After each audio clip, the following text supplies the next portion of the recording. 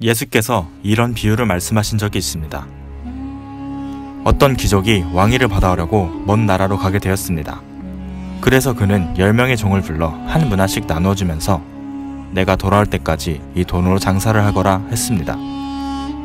그러나 그의 백성은 그를 미워하여 대표단을 뒤따라 보내 우리는 이 사람이 우리 왕이 되는 것을 원하지 않습니다 라고 했습니다. 그 귀족은 왕위를 받아가지고 돌아와서 돈을 맡긴 종들이 장사를 어떻게 했는지 알아보려고 그들을 불렀습니다. 첫 번째 종이 와서 주인님, 저는 한 문화로 10문화를 벌었습니다 하고 말했습니다. 주인은 그에게 잘하였다 착한 종아, 내가 아주 작은 일에 충실하였으니 내게 10도시를 다스리는 권한을 주겠다 했습니다. 두 번째 종은 와서 주인님, 저는 한 문화로 5문화를 벌었습니다 하고 말했습니다. 주인은 그에게도 내게 5도시를 다스리는 권한을 주겠다 했습니다. 그런데 다른 종은 와서 이렇게 말했습니다. 주인님, 주인님의 한 문화가 여기 있습니다. 내가 이것을 수건에 싸서 잘 간수하였습니다. 주인님은 지독한 분이시기 때문에 내가 주인님을 두려워하여 그렇게 했습니다. 주인님은 남의 것을 빼앗아가고 심지도 않은 것을 거둬들이십니다. 그러자 주인이 그에게 말했습니다. 이 악한 종아, 내가 내 말로 너를 판단한다. 너는 내가 남의 것이나 빼앗고 심지도 않은 것을 거둬들이는 지독한 사람인 줄로 알았느냐? 그렇다면 왜 내 돈을 은행에 맡기지 않았느냐? 그랬더라면 내가 돌아왔을 때 이자와 원금을 함께 받을 수 있지 않았겠느냐? 그러고서 주인은 곁에 선 사람들에게 그에게서 한 문화를 빼앗아 10문화 가진 사람에게 주어라 하고 말했습니다. 그러자 사람들이 주인님, 그에게는 이미 10문화가 있습니다 했습니다. 주인이 대답하였다. 내가 너희에게 말하지만 누구든지 있는 사람은 더 받을 것이고 없는 사람은 있는 것마저 빼앗길 것이다. 그리고 너희는 내가 왕 되는 것을 원치 않던 저 원수들을 이리 끌어다가 내 앞에서 죽여라 하고 말했습니다. 이 비유를 통해 우리는 주님께서 그의 일을 맡긴 자들에게 원하시는 것이 무엇인지 알 수 있습니다. 종들에게 은하를 나눠주고 떠난 귀인은 왕권을 얻고 돌아왔습니다. 왕권을 가졌다는 것은 심판하는 권세를 가졌다는 의미이기도 합니다. 예수 그리스도는 자기 몸을 찢어 우리에게 자신의 살과 피를 주시고 부활하여 하늘에 가심으로써 왕권을 얻으셨습니다. 그는 심판할 권세를 가지고 장차 다시 오실 것인데 그때에는 각 사람이 행한 대로 갚아주실 것입니다. 왕이 종들을 판단하는 기준은 한 문화로 장사를 하여 남긴 문화의 양이었습니다. 그는 10문화를 남긴 종에게 10개의 도시를 맡겼고 5문화를 남긴 종에게 5도시를 맡겼습니다. 반면에 한 문화를 그대로 가지고 온 종에게서는 그에게 있는 한 문화마저 빼앗아 10문화를 가진 종에게 주었습니다. 귀족이 종들에게 문화를 나눠주면서 그가 돌아올 때까지 장사를 하라고 했는데 왜 어떤 자들은 아무것도 하지 않은 것일까요?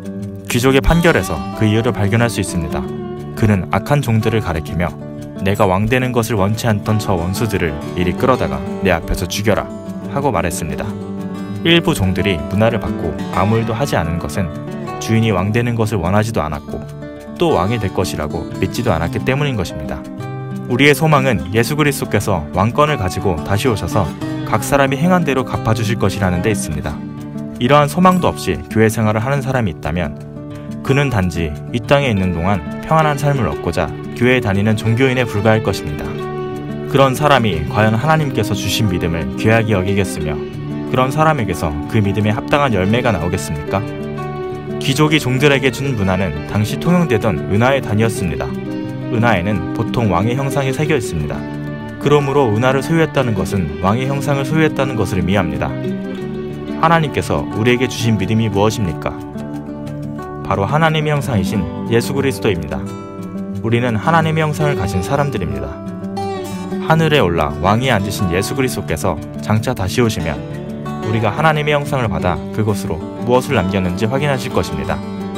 하나님의 형상을 받은 후 어떤 사람은 온갖 핍박을 받으며 영혼들에게 복음을 전하고 말씀을 가르치고 그로 인해 모여든 사람들을 또 다른 사람들을 가르칠 수 있는 사명자로 만듭니다. 반면에 어떤 사람은 자신에게 있는 하나님의 형상을 아무것도 아닌 것으로 여기기에 그것을 전하고 영혼들을 양육하는 일에 무관심합니다. 나아가 도리어 거짓말로 영혼들을 시험에 들게 하고 교회에 상처를 가져다 주는 사람도 있습니다. 그런 사람이 과연 다시 오실 주님을 기다리는 사람이라고 할 수 있을까요? 골로새서 1장 24절은 이렇게 말하고 있습니다. 내가 이제 너희를 위하여 받는 괴로움을 기뻐하고 그리스도의 남은 고난을 그의 몸된 교회를 위하여 내 육체에 채우노라. 내가 교회의 일꾼 된 것은 하나님이 너희를 위하여 내게 주신 경륜을 따라 하나님의 말씀을 이루려 함이니라. 이 비밀은 만세와 만대로부터 오므로 감추었던 것인데 이제는 그의 성도들에게 나타났고 하나님이 그들로 하여금 이 비밀의 영광이 이방인 가운데 어떻게 풍성한 것을 알게 하려 하심이라. 이 비밀은 너희 안에 계신 그리스도시니 곧 영광의 소망이니라. 영혼들을 구원하고 그들을 온전케 하려고 특히 이방인들에게 하나님의 영광을 알게 하려고 바울은 그리스도의 남은 고난을 자기 몸에 채운다고 했습니다. 이는 바울뿐 아니라 하나님의 형상을 소유한 사람이라면 누구나 감당해야 할 일입니다. 어떤 사람은 자신의 성품이 내성적이라서 전도를 못한다고 말합니다. 그러나 그것이 주님의 기대를 무시할 수 있는 근거가 될 수는 없습니다. 신앙은 본래 성품을 다하고 마음을 다하고 힘을 다하여 하나님을 사랑하는 것이기 때문입니다. 어떤 사람은 회사 일이 너무 바빠 교회 일에 참여할 수 없다고 말합니다. 그러나 기억하십시오.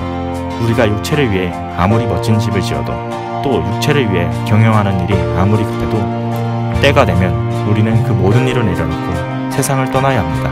그때에는 이 땅에 머물기 위해 아무리 몸부림쳐도 소용이 없습니다. 영혼의 유익한 일을 경영하십시오. 영혼은 영원히 존재합니다. 하나님께서 하나님의 형상이 담긴 문화를 우리에게 맡기셨으니 우리가 해야 할 일은 더 많은 사람으로 하여금 하나님의 형상을 소유하게 하는 것입니다.